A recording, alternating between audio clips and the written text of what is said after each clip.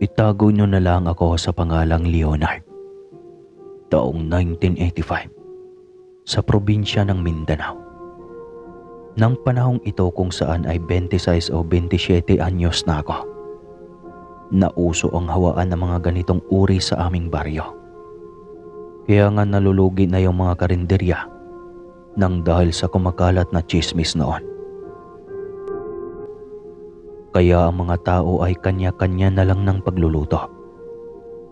Pero sa kasamaang palad, ang aking tatay ay hindi naniniwala ng mga panahong iyon. Panay pa rin ang paglalabas nito para uminom. At ang pulutan ay... Grabe, nakarinig lang ng pulutan. Nag-react. At ang pulutan ay di galing sa luto ni nanay, kundi sa ibang tahanan. Sa kanyang mga kainuman, maraming ang nagsasabi na baka yung ilan sa nakakainuman ni tatay ay aswang. Pero kapag napagsasabihan ito ni nanay ay nagagalit ito at nagsasabing hindi raw iyon totoo. Mali raw ang mag-akusa o manghusga ng tao. Determinado talaga ito na hindi totoo ang mga ganon. Hanggang sa isang araw, napansin namin na hindi na siya lumalabas. At lalong nakapagtataka na hindi na ito nakikipagkita sa kanyang mga kabarkada. Napupuna rin namin na wala itong ganang kumain. Isang gabi nga, bigla akong nalimpungatan dahil sa narinig ko na parang may umiiyak na lalaki sa labas ng bintana ng kwarto ko. Mahina lamang iyon na parang nagpipigil sa pag-iyak. Ngunit dahil sa gabi na ay dinig na dinig ito. Napagpasyahan ko na wag buksan ang bintana. Kaako, baka kung sino iyon at marahil nanloloob ito sa amin. Kaya naman napagpasyahan kong hugutin na ang itak ko. Ang itak na iyon ay ginagamit ko sa pagtatabas ng damo. Meron kasi akong taniman ng mga halaman sa maliit na lupang pag-aari ko. Nang makalabas na ako sa silid, pinihit ko naman yung pintuan palabas ng bahay. Mahina lang iyon para hindi marinig ng kung sino man ang nanluloob sa aming bakuran. Natanaw ko nga ito sa tapat ng bintana na umiiyak. Sapo-sapo nito ang mukha, walang pang itaas na suot. Biglang nanlaki ang mga mata ko. Napagtanto ko kasi na kung gaano kaitim ang balat nito. At kung di ko lang pinilit na aninagin ito sa gitna ng dilim, hindi ko sana makikita ang makakapal nitong mga balahibo sa braso. At may isang bagay pa ako na labis na ikinasindak. Akala ko kung ano yung nakalaylay sa bandang paanan nito. Pero nang pakititigan ko ito nang maigi, doon lang ako naliwanagan na dila pala ito ng nilalang. Tumambol ang matinding kaba sa aking dibdib. Ganon pala ang pakaramdam kapag nasilayan mo sa unang pagkakataon ang sinasabi nilang aswang. Kahit na halos manginig na ako sa aking kinatatayuan, ay buong tapang ko itong sinigawan. Hoy, kung sino ka man ay umalis ka na dito. Dahil kung hindi, papatayin kita. Nang sabihin ko iyan, ay tumigil na ito sa pag-iyak. Hindi nagtagal ay unti-unti na nitong tinatanggal ang mga palad sa kanyang muka at mabilis na humarap sa akin. Halos matumba ako sa gulat dahil hindi nga makita ang mukha nito gawa ng madilim. Maaninag naman ang nagliliwanag nitong mga mata at ang napakaputi ngunit naglalakihan at nagtutulisang mga ngipin.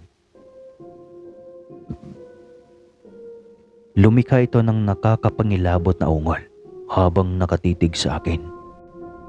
Sobrang werdo, pero talaga nga namang nagpapatayo ng balahibo sa aking balat. Paano ba naman kasi? Habang lumilikha ito ng mahinang ungol, pabaling-baling ang ulo nito. At hindi nagtagal, agad itong sumampa sa bakod na pader. Dumapo na rin ito sa aming bubungan hanggang lumipat na ito sa puno. Napakabilis nitong makalayo. Dito na lang ako nakahinga ng maluwag. Ang buong akala ko nga ay aatakihin na ako nito. Hanggang sa sandaling iyon ay di pa rin ako makapaniwala na totoo nga ang mga ganong uri. Pagkaramdam ko ay parang nananaginip lamang ako. Ngunit nang kurutin ko ang aking braso at nang makaramdam ako ng sakit, walang duda na totoo nga ang lahat ng iyon. Bumalik na ako sa kwarto ko at humiga na. Pero nahihirapan ako na dalawin ng antok dahil sa takot na patuloy kong nararamdaman. Nang pumatak lamang ang madaling araw ay doon na lang ako nakatulog. Kinabukasan, ako ang naunang nagising sa aming pamilya. Kaya naman dumiretso ako sa kusina upang magtimpla ng kape. Nang nakapagtimpla na ay naglakad ulit ako pabalik sa aking silid. Biglang nangunot ang noo ko dahil may bakas na mga paa akong nakita sa sahig. Para bang umapak ito sa putikan. Sinundan ko ang mga paa na iyon at nabigla ako nang dalhin ako nito sa silid ni tatay. Siya ang nagmamay-ari ng mga marka na iyon. Bigla akong napaisip. Hindi kaya lumabas siya kagabi? Saan naman kaya siya pupunta ng 10 oras na ng gabi? Kaya naman ako na ang naglinis ng putik para maalis na ito sa sahig. Hanggang sa magising na si nanay. Mabuti na lamang ay naalis ko na iyon at kung hindi, ay baka ako pa ang mapagbintangan. Pupungas-pungas pa siya nang biglang may kumatok sa pintuan. At nang buksan niya iyon, ay si Mang Nestor pala iyon. Isa itong kalugar namin. Ang sabi nito, ay nawawala raw ang alaga niyang baboy. At nagtatanong kung nakita raw ba na nakakawala. Kaya naman sinabi ng aking ina na hindi. Dahil kakagising pa lamang raw niya. Hanggang sa magsalita si Mang Nestor. Aniya, may kutob raw siya na baka aswang ang may gawa niyon. Kaya naman natanong ni nanay kung bakit niya nasabi iyon. Ayon sa kanya, may mga bakas raw ng paa sa labas ng kulungan ng kanyang babuyan. May putikan raw kasi doon. Nanlaki ang mga mata ko sa aking narinig. Parang tumutugma kasi ang nakita ko kanina sa kwento ni Mang Nestor. Hindi kaya may kinalaman ng aking ama sa pagkawala ng baboy nito. At kung ganun man na may kinalaman nga ito, ano kayang gagawin niya roon? Ibebenta. Kilala ko naman si tatay. Kahit lasinggero ito ay hindi naman malikot ang kanyang mga kamay. Maya-maya pa ay biglang may sumagi sa aking isipan. Pilit ko iyong tinatanggi sa sarili ko. Pero kahit sa anong anggulo tignan, ay iyon talaga ang naiisip ko. Kako sa isip ko, ay wag naman sana. Wag naman sanang ganun na siya. Wag naman sana na siya ang nakita ko kagabi. Dahil sa mga pagdududa ko, nag-imbestiga ako kung siya ba talaga ang may kagagawa nito. Nariyang sumilip pa ako sa kanyang kwarto, ngunit wala akong natagpuan. Simula nang hindi na siya lumalabas ay naging masungit na ito sa amin. Kahit nga si nanay ay di na nito gaanong nakakausap dahil nakabukod na sila ng tulugan. Matagal naman na nilang ginagawa ang bumukod. Doon pa iyon para di na masunda na magkaroon ng anak. Pero ang malaking pagbabago ni tatay ay ilag na ito sa amin. Para bang meron itong tinatago na ayaw naming matuklasan. Pero pinapabayaan na lang namin siya kung hindi na ito palakibo. Sa tingin namin ay baka gusto lang mapag-isa. Isang araw, habang nagdidilig ako ng mga tanim kong halaman, ay may napansin ako sa lupa. Para kasing may bagong bungkal roon at muling tinabunan. Kaya sa isip-isip ko ay baka may ibinaon roon si tatay. Naging ugali niya kasi na nasalip na tinatapon ng mga sirang gamit, ay kanya na lamang itong ibinabaon. Kaya sa loob-loob ko, ay baka ganun nga ang ginawa niya. Sumapit ang gabi. Bigla akong nalimpungatan nang marinig ko na namang parang may naghukay sa labas. Kahit pupungas-pungas pa, bumangon ako at tinignan ito sa bintana. Biglang nanlaki ang aking mga mata nang maaninag ang nilalang na nakita ko noong nakaraan. Tuloy-tuloy ito sa paghuhukay hanggang sa tumambad sa paningin ko ang katawan ng isang baboy. Nilalantakan niya iyon sa pinakamabilis na paraan at may napansin ako sa suot nitong salawan. Biglang namilog ang mga mata ko nang mapagtantong ganon rin ang short ni tatay. At dito ko napagtanto na siya nga ang aswang. Sa tingin ko ay baka nahawaan na siya ng isa sa kanyang mga kainuman o kaibigan. Kaya naman bumalik na ako sa pagkakahiga. Total ay hayop lamang ang kinakain nito. Mas mainam na iyon kisa naman sa tao. Kaso nga lang, kahit ganon lang naman ang kinakain niya ay masama pa rin iyon. Lalo na't galing ito sa pagnanakaw. Kaya kahit hirap ako sa pagtulog ay pinipilit ko pa rin. Para sa ganon ay maaga ko itong masasabi kay nanay. At upang gumaling na si tatay sa kahindik-hindik niyang sitwasyon. Kinabukasan nga. Anong sabi mo? Aswang ang tatay mo? Dahil sa nakita mo siyang kumakain ng sariwang laman ng baboy kagabi? Pagtataka at pagkabigla ng aking ina. Opo, Nay. Huwag kang masyadong malakas boses mo. Kahit iba yung itsura niya. Alam kong siya po iyon dahil sa suot niyang short.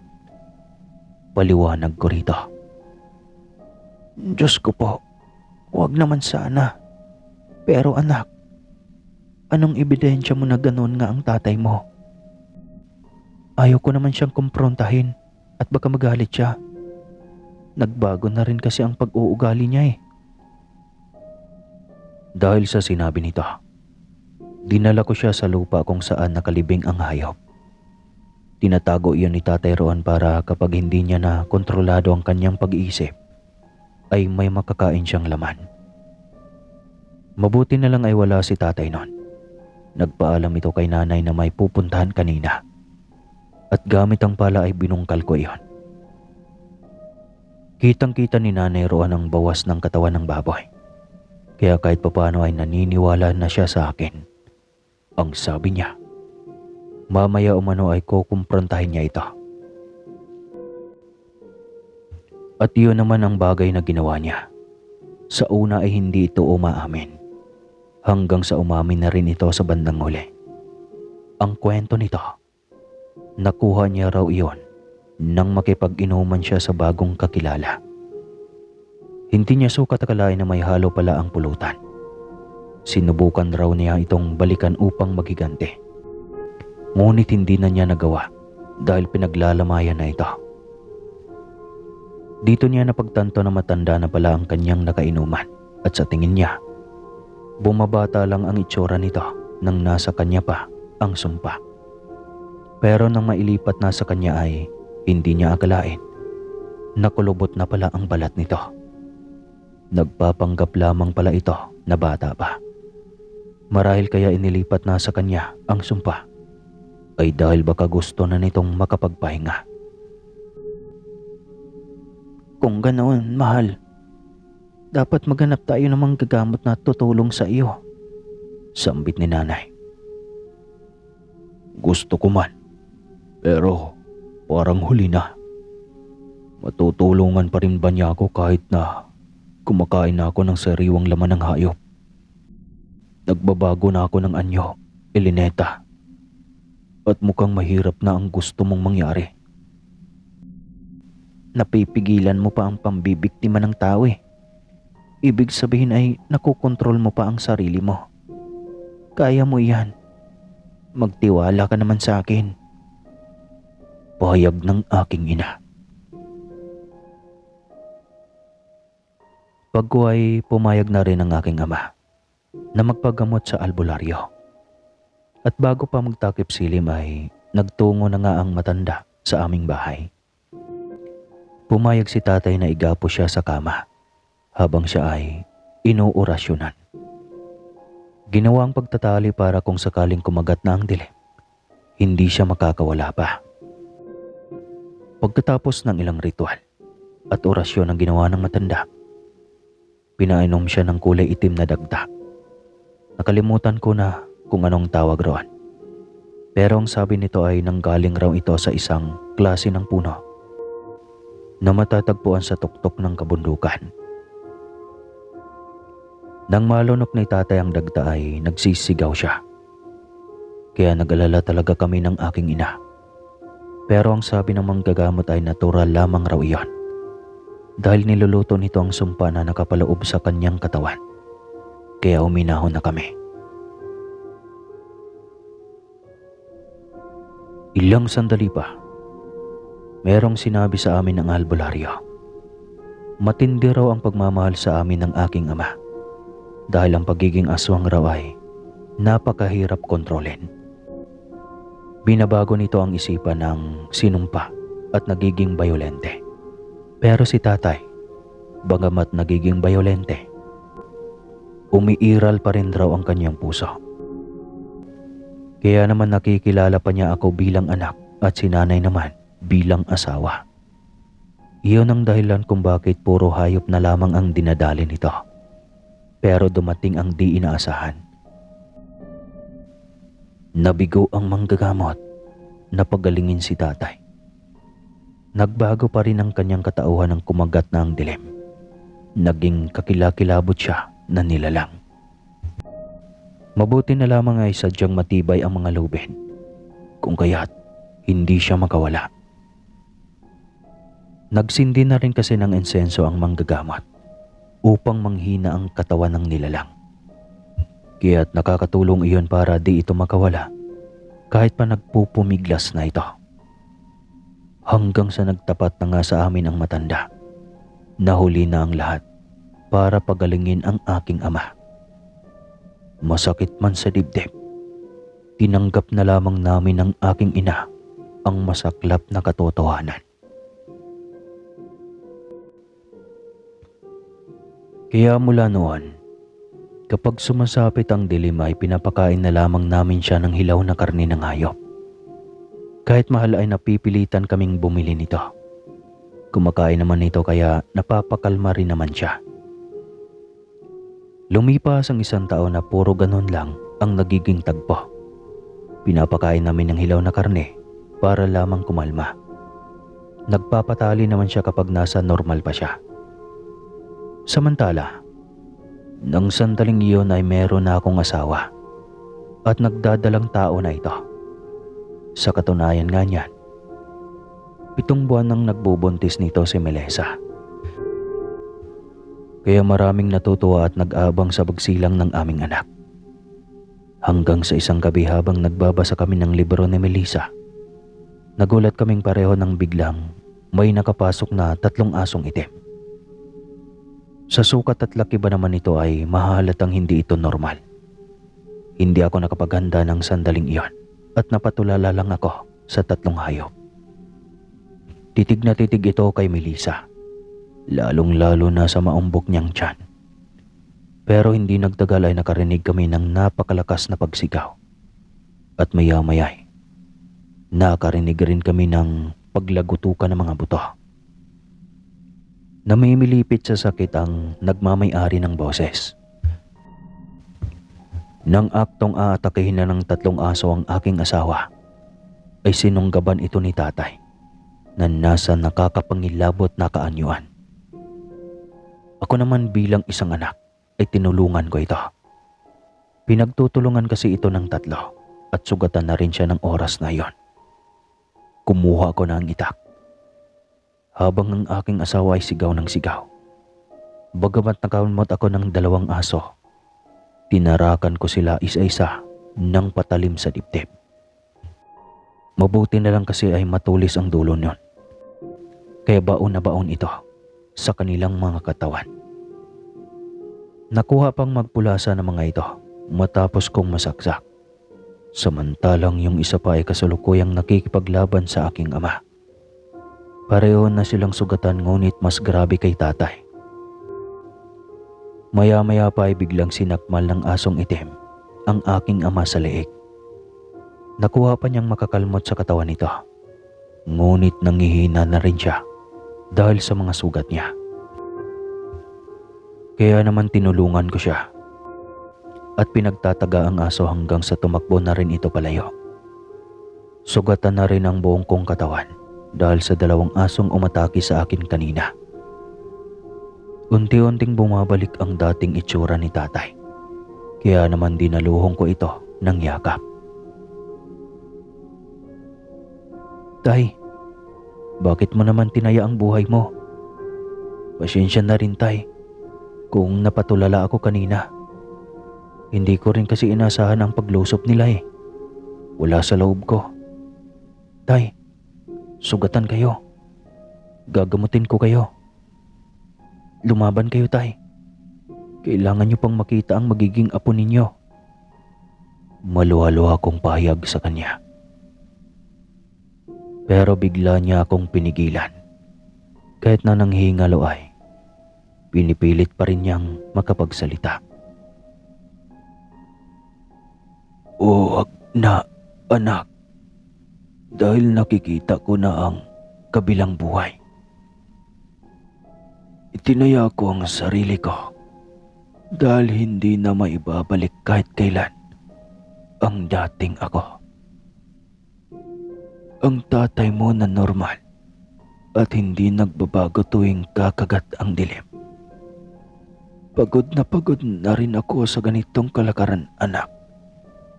Mas mabuti pang mamatay ng may karangalan at may mabuting ginawa dito sa mundong ibabaw kesa sa mabuhay nang walang kasiguraduhan kung hanggang kailan mapipigilan ang pagtakam sa tao.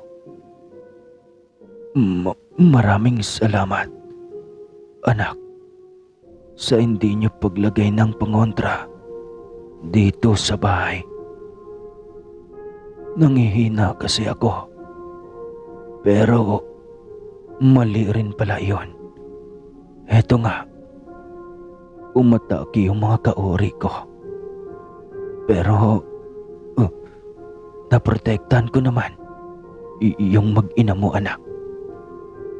Inalay ko ang buhay sa inyo upang patunayan kahit ganito ako, kaya ko pa rin maging isang ama at mahalin kayo hanggang sa huli. Punong-puno man ng pagiging bayolente ang utak ko, pero ang puso ko ay punong-puno ng pagmamahal sa pamilya ko na aking binuo at iniingatan. Anak, Melissa at Eleneta, mahal na mahal ko kayo at alagaan ninyo ang apo ko. Ipangako niyo sa akin. Ilang minuto lamang ang itinigal ni tatay at maya-maya'y binawian na rin ito ng buhay sa aking mga bisig. Grabe nalungkot ako. Kaya naman napuno ng iyakan at pagdadalamhati ang aming pamilya. Sa sumunod na araw, habang ibinuburol ang labi ni tatay, meron kaming nabalitaan ng 3 mag-anak na namatay rin sa kabilang barangay. Ang ama at ina ay may saksak sa dibdib.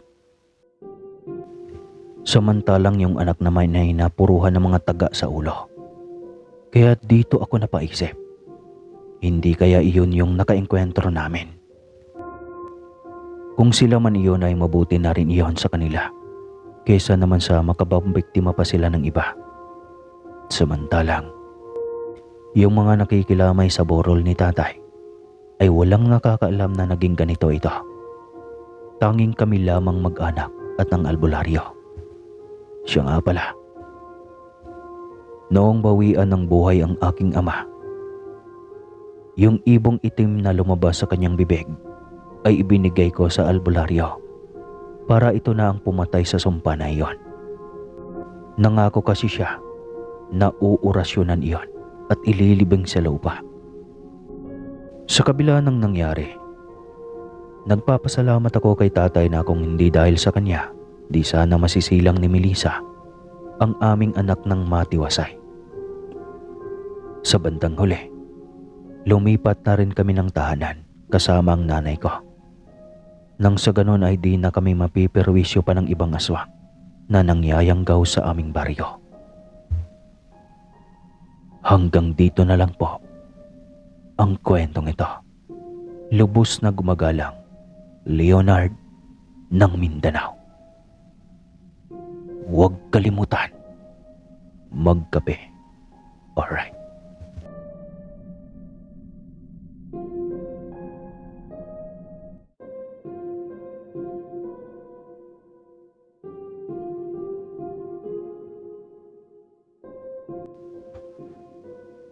Bagong lipat ang mag-asawang Nenen at Liloy sa probinsya na sakop ng Cebu.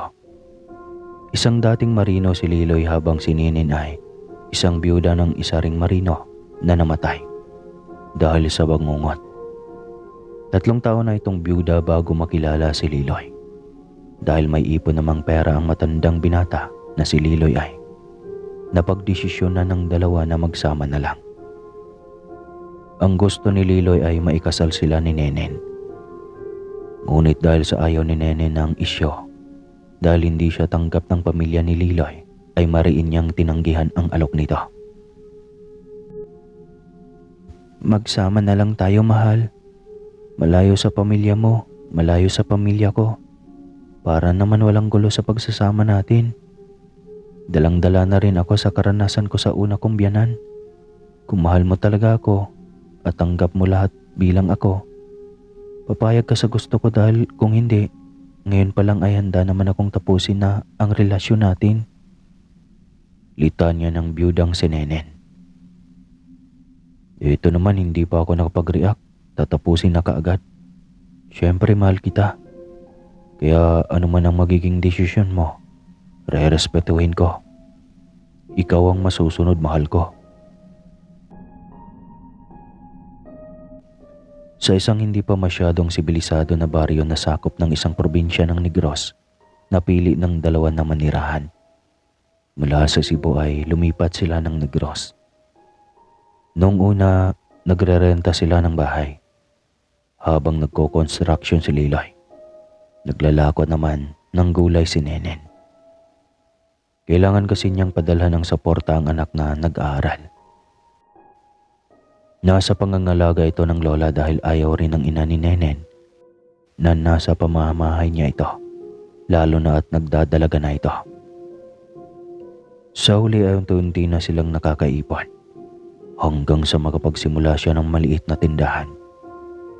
Masaya si Nenen dahil noon pa man ay pangarap na niyang magkaroon ng tindahan. Nangyari iyon dahil sa sipag at tiyaga nila ni Liloy. Sa wakas, mahal, natupad din ang pangarap mo na magkaroon ng tindahan.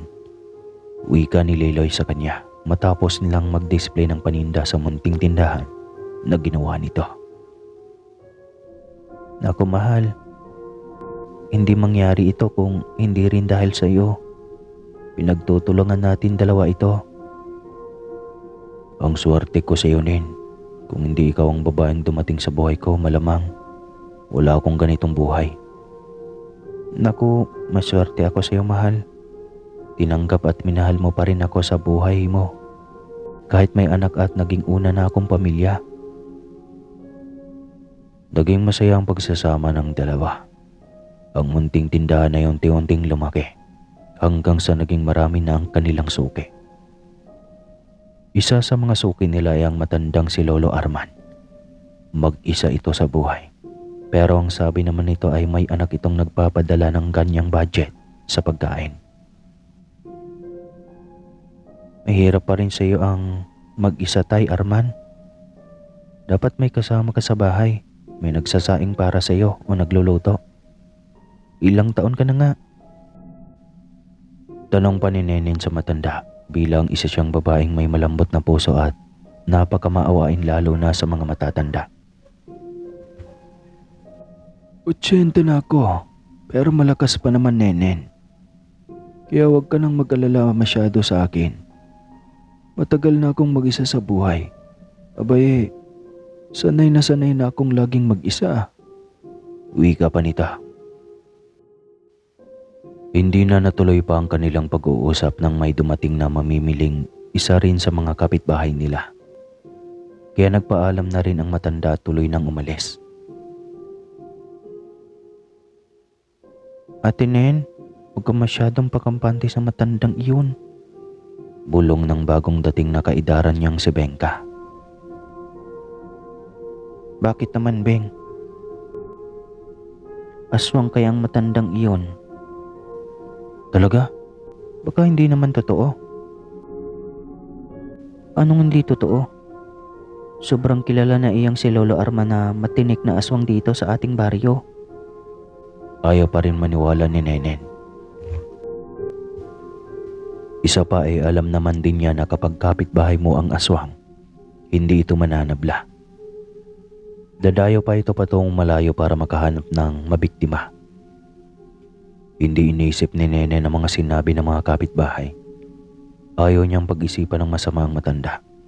Dahil mag-isa na nga ito sa buhay, hindi pa pakisamahan ng maayos. Kapag may luto siyang ulam ay lagi niya itong hinahatdan. Minsan ay napupuna rin ni Liloy ang kanyang kabutihan sa matanda.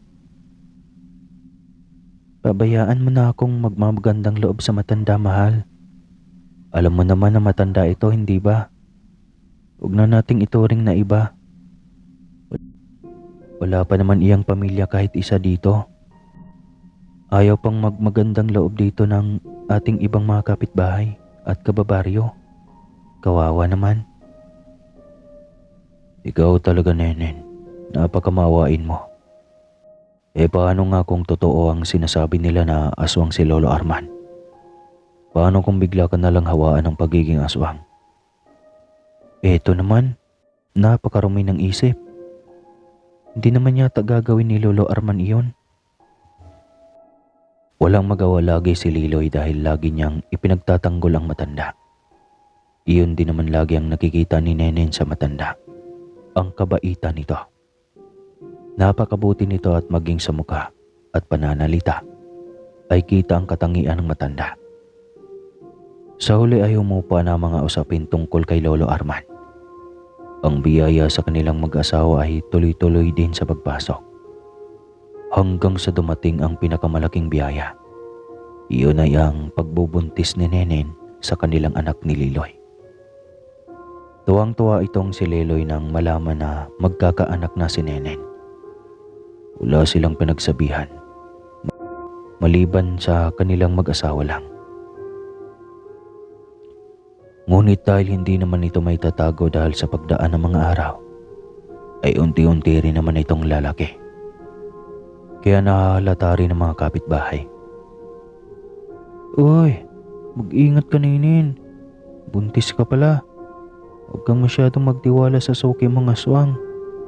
Babala ng isang kapitbahay. Nako, alam ko na kung sino iyang ibig mong tumbukin. Mukhang hindi naman niya kayang gawin yun.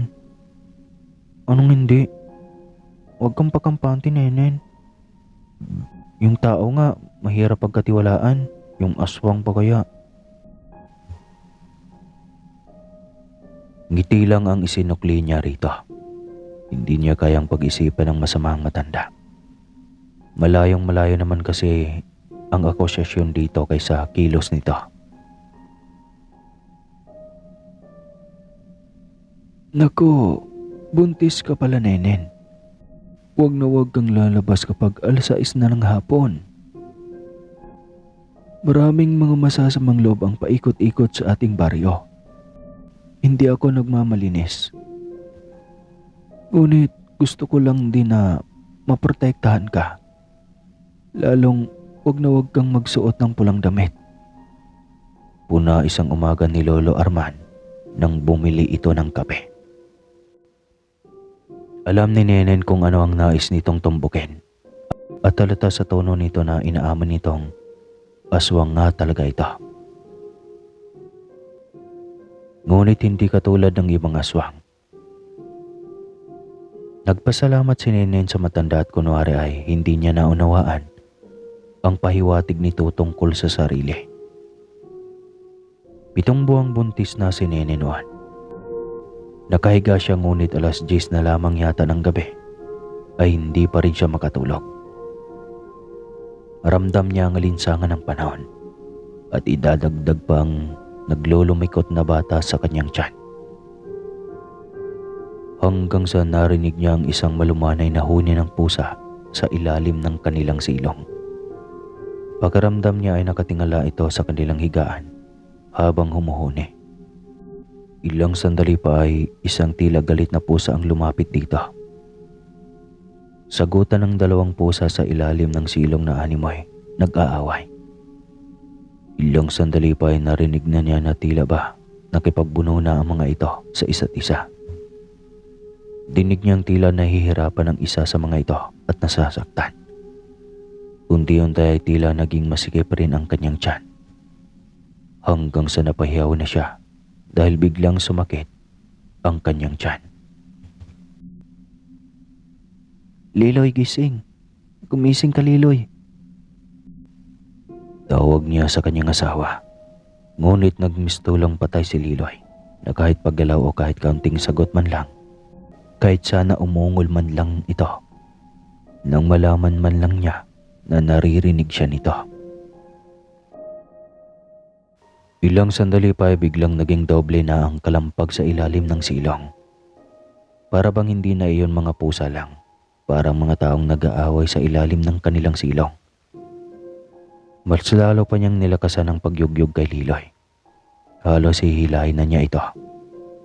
Ramdam niyang nagsitayuan na ang kanyang mga balahibo, lalo na ang mga buhok niya sa batok. Aray ko naman, Nenen, bakit? Takang tanong nito nang magising. Sa wakas, nagising ka rin. Bakit ba? Nakapikit na tanong nito. Ngunit hindi na ito nagtanong pang muli nang marinig nito ang mga kalampag sa ilalim ng silong. Agad itong napasilip sa sahig na kawayan at kitang-kita ni Liloy ang 2 nagyayakapan na tila ba nag-aaway. Sino mga ito? At dito talaga sa silong natin nag-aaway? Tanong ni Liloy. Mga pusa, hindi ko alam kung bakit dyan talaga nag-aaway. Anong pusa? Mga tao mga iyan? Hindi, Liloy. Pusa lang mga iyan. Ikaw talaga, Nen. Paanong pusa? Sandali, kukunin ko ang flashlight. Mabilis nitong kinuha ang flashlight at pinailawan ang ilalim ng bahay. Pareho silang nagulat nang makita ang mukha ng 2 nilalang. Napakapangit at nagbabaga ang mga mata. Tsaka lang napagtanto ni Liloy na aswang ang inakala niyang mga tao. Maging si Nenen ay sobrang nagulat at hindi makapaniwala. Sa takot at gulat din ng mga nilalang sa liwanag ng flashlight, ay agad ding tumakas pareho ang mga ito. Mga pusa lang yan kanina eh. Wika pa ni Nenen. Anyong pusa lang? Ang totoo ay aswang talaga ang mga iyon. At kung napansin mo ang isa sa kanila, si Lolo Arman yan. Sigurado ako. Hindi ako magkakamali dahil yung porma ng mukha at kulubot. Sigurado akong siya talaga iyon. Wika ni Mang Liloy. Hindi siya nakaimik dahil maging siya ay malinaw iyong nakita. Kasabay ng pagkawala ng mga nilalang ay ang pagkawala din ng paninikip at sakit ng kanyang tiyan. Pagkaramdam niya kanina ay maaga siyang napasakitan. Kung hindi pa natigil ni Liloy at napailaw ang flashlight, ay hindi pa natigil ang away ng dalawang aswang. Hindi sumagi sa kanyang isip na takot pala sa liwanag ng flashlight ang mga aswang. Ngunit hindi rin ito pumasok sa kanyang isipan nang dahil sa sobrang takot. Kinabukasan, maagang napunta sa kanilang tindahan ang matanda. Marami itong kalmot at nakumpirma ni Nene na ito talaga ang aswang kagabi. "Nenen, pabili ako ng kape," wika nito. "Opo, Lolo Arman. Napaano ba yung mga braso mo? Bakit ang daming kalmot?" Kunwari ay tanong ko. "Ay, ito ba? Wala to. Dinepensahan ko lang ang isa sa mga kabaryo ko. Mamaya kapag may nangyaring masama ay sa akin pa iakusa." Biglang natahimik si Nenen. Mas lalong naging malakas ang kutob niya. Aswang nga ito. At dinepensahan siya nito sa katulad din itong aswang. "Sinabi ko na sa iyo ilang beses na, huwag kang magsuot ng pulang damit. Ang tigas ng ulo mo." Wika pa nito. Tila nagkaroon ng lakas na loob si Nene na sumbatan ito. "Lolo Arman, hindi ka kaya magagalit kung may itatanong ako sa iyo?" At tubiling tanong niya. "Ako ang taong prangka, totoo, Nenen. Hindi pala tao." Sabay tawa pa nito. "Kasi kalahati ng katauhan ko nagkukubli sa gabi. Kaya hindi ako tao. Ngunit hindi naman lahat ng nagtatago sa dilim masama. Ang iba, nilalabanan din ng mga alagad ng dilim na walang ibang ginawa kundi magtago sa buong araw. Ngunit nag-aasik ng lagim sa buong gabi." Litanya ng matanda. "Inaamin mo po ba na isa kang aswang, Lolo Arman?" Lakas loob na tanong ni Nenen. "Depende sa kung anong gustong isipin ng tao. Kung yun ay, edi yun na yun." Sabay tawa pa nito. "Huwag kang matakot sa akin, Nenen. Hanggat narito ako ang poprotekta sa iyo. Nakita mo ba?" Napangiti ng sobrang tipid si Nenen. Talagang hindi na itinatanggi ng matandang katauhan ito sa kanya at alam na niya na ang ibig nitong sabihin na iligtas ay siya. Ito yung nakapaglaban sa aswang sa kanilang silong. Kinagabihan ay muling isang nilalang na naman ang nasa kanilang bakuran. Isang malaking pusa na may mapulang mata ang pinagkumpulan ng mga aso. Lumalaban din ito sa mga aso kahit mag-isa.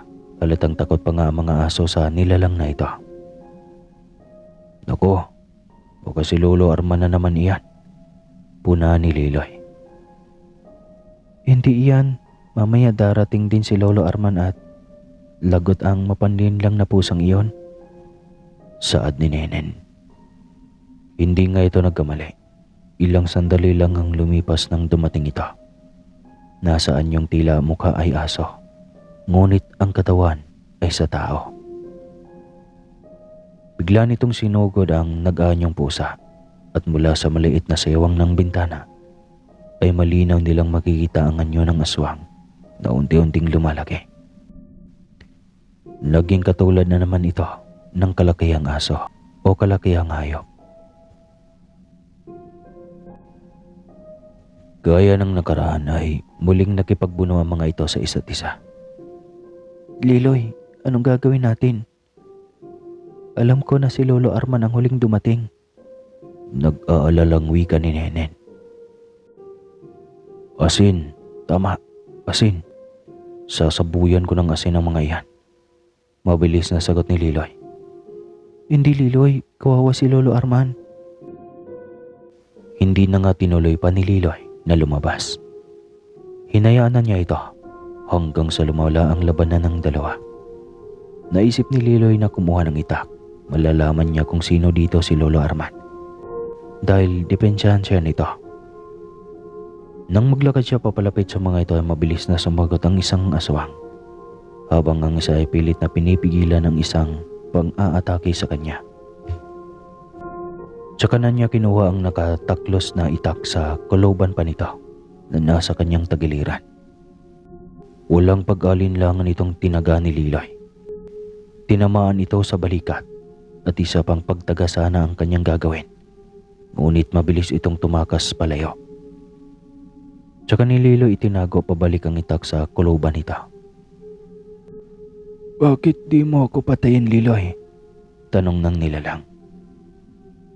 "Kasi naikwento ka ni Ninin sa akin, Lolo Arman, at alam ko naman talaga na mabait ka. Salamat sa pagprotekta sa mag-ina ko." "Ay naku, wala iyon. Ang mahalaga ay napatunayan ko na hindi ako ang aswang na nang-aabuso." Napangiti si Liloy sa sinabi ng matanda. Napatunayan nga ng matanda na hindi lahat ng aswang ay masama. Hanggang sa makaraos si Nenen at lumaki ang bata, laging welcome ang matanda sa kanilang pamamahay. At hindi ito kaaway dahil ito ang naging mata ng mag-asawa sa mga nilalang ng gabi na nais gumawa ng masama sa kanilang sanggol. At hanggang dito na lang po ang kwentong ito, mga kaswang. Maraming salamat po sa lahat ng naghintay at nagtiyagang tapusin ang video ito. Mabuhay po kayo at huwag kalimutan palagi ang magkape. Alright.